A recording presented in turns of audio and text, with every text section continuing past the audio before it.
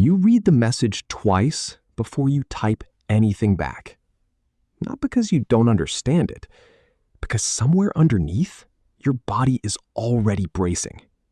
A short reply, a slow response, a tone you can't quite place, and before your mind catches up, your chest already has an answer. Something is wrong. This isn't overthinking. It has a name. And once you understand how it works, you will recognize it in almost every relationship you have ever had. It shows up in 100 small moments. Waiting for someone to open your message and feeling your stomach drop when the little dots disappear. Walking into a room and immediately clocking who seems distracted, who seems annoyed, who seems slightly less warm than usual. Reading a shorter reply than usual from your manager and spending the rest of the day quietly convinced you're about to be let go. Saying sorry before anyone has even asked you to. Rehearsing a text 5 times so it cannot possibly be misread. None of this looks like fear from the outside. It looks like being considerate, being easy to get along with, being careful. From the inside, it feels like walking through a room full of tripwires only you can see.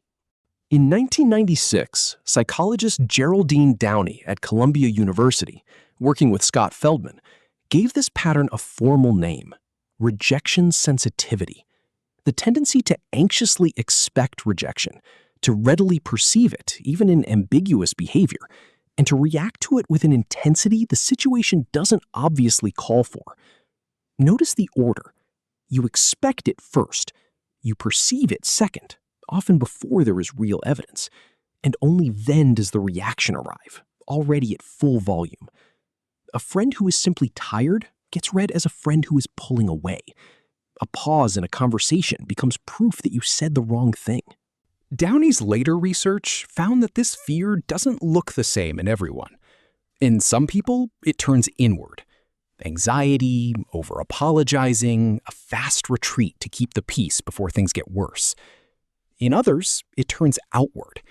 The same fear of rejection arrives as irritability, as picking a fight before the other person can, as pushing someone away just to prove you saw it coming. Both are the same alarm system underneath. One just answers with a flinch, and the other answers with a fist. If you have ever been baffled by your own sudden coldness towards someone you were actually terrified of losing, this is very likely why. This sensitivity is not something you were born with. Downey studies point to its roots in early relationships, where acceptance felt conditional or unpredictable. A caregiver who was warm sometimes and cold other times. A household where you learned to read a mood before it fully landed, because knowing it was coming was the closest thing to control you had. So your nervous system adapted. It got very good, very early, at scanning for the first sign that the ground might shift under you. It never got the memo that the ground stopped shifting a long time ago. You can usually feel it before you can name it. The stomach drop at an unanswered text. The held breath before you open an email you already suspect is fine. The rehearsed calm in your voice that costs more than it looks like from the outside. This is not you being fragile. This is a threat detection system running exactly as designed, just aimed at a threat that mostly isn't there anymore. Here is the part of Downey's research that is hardest to hear. In a follow-up study, she and her team tracked dating couples for a year. When the man in a relationship scored high in rejection sensitivity, 42% of those relationships ended within 12 months. When he scored low, that number dropped to 15%. For women high in rejection sensitivity, the researchers found something just as telling. After ordinary, everyday conflicts, their partners responded with more distance and more coldness, not less. And it traced directly back to how the fear itself had shaped the argument in the first place. The fear of rejection doesn't just anticipate the ending. Sometimes it writes it. This is what it costs, quietly, over years. You over-apologize and people start to wonder what you think you did wrong. You ask for reassurance again and again, until the people who love you start to feel like nothing they say is ever enough. You perform an easy smile through a conversation that actually hurt, because showing the hurt might have proven you were too sensitive after all.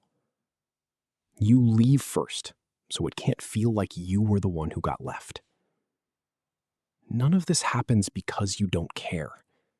It happens because you care so much that your body decided the safest move was to brace for the worst before the worst ever had a chance to arrive. You are not too sensitive. You are not too much. You are someone whose radar got calibrated a long time ago, in a place that needed it, and never got recalibrated since. It has a name. It has decades of research behind it, and it has been quietly shaping how you love, how you work, how you show up in every room you walk into. Human after all.